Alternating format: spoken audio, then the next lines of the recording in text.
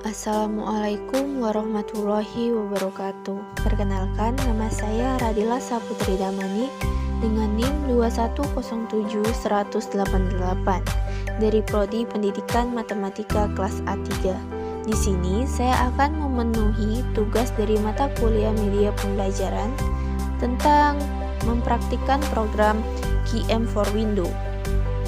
QM for Windows merupakan sebuah program komputer yang digunakan untuk memecahkan masalah produksi, manajemen, operasi, kuantitatif, model, manajemen ilmu pengetahuan, dan operasi penelitian.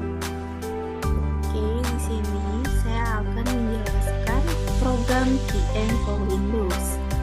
Nah, di sini kan udah masuk pada tampilan QM for Windows. Di sini kita klik oke saja. Setelah itu begini tampilannya.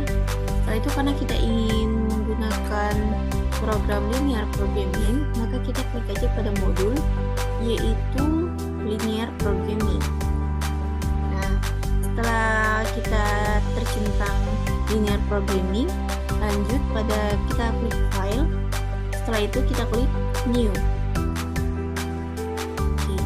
Nah, di sini kan ada tampilannya, ada title, ada number of constant, ada number of variable, dan object.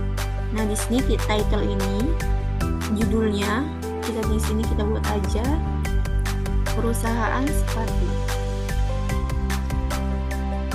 Perusahaan sepatu. Nah, setelah itu di sini number constant itu berapakah permasalahannya. Setelah itu di sini ada number of variable, itu berapa variabel.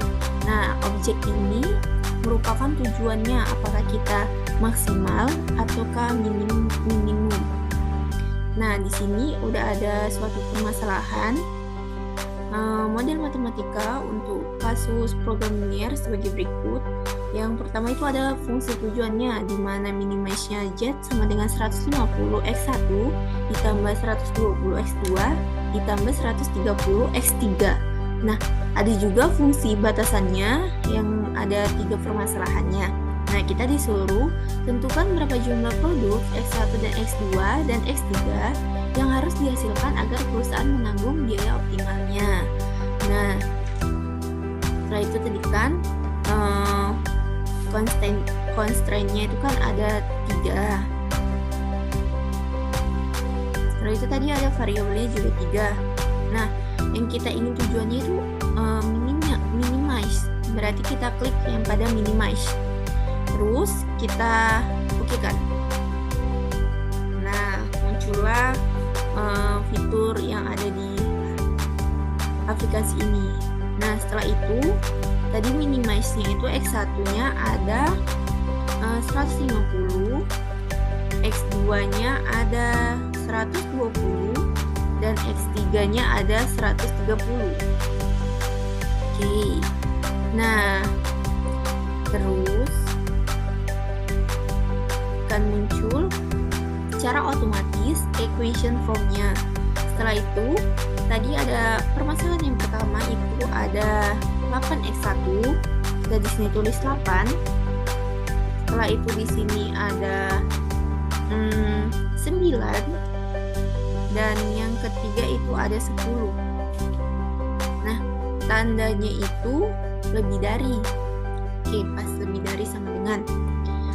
Dan hasilnya itu RHS-nya itu sama dengan 200. Oke, secara otomatis equation formnya akan berubah. Nah, setelah itu ada permasalahan yang kedua, di mana X1-nya itu kosong. Nah, X2-nya itu ada 5B. 5x2. Setelah itu ada x3-nya terisi 3. Nah, tandanya itu tetap lebih dari sama dengan, dan RHS-nya itu ada 100. Oke, equation formnya juga berubah. Setelah itu ada permasalahan yang ketiga. Permasalahan yang ketiga di sini x1-nya ada 5, x2-nya 6, dan X3-nya itu kosong. Nah, tanda di sini kurang dari sama dengan. Kita klik aja di sini ada tanda panah ke bawah.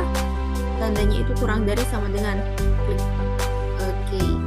Nah, hasilnya itu ada 125. Dengan otomatis equation formnya juga berubah. Nah, kita cocokkan apakah benar dengan soal yang kita mau kita selesaikan. Nih, soalnya itu ini. Apakah sudah sesuai dengan apa yang kita tulis?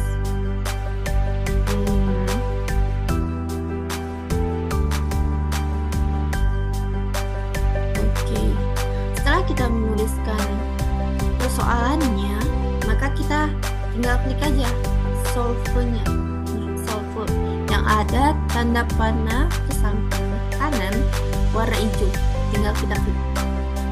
Nah, di sini sudah tertera bahwasannya perusahaan harus menyediakan barang pertama itu ada 1, yang barang kedua itu ada 19, yang barang ketiga itu ada 1, dan hasilnya itu yang harus dikeluarkan secara optimal oleh perusahaan yaitu 24.946. Inilah jawabannya.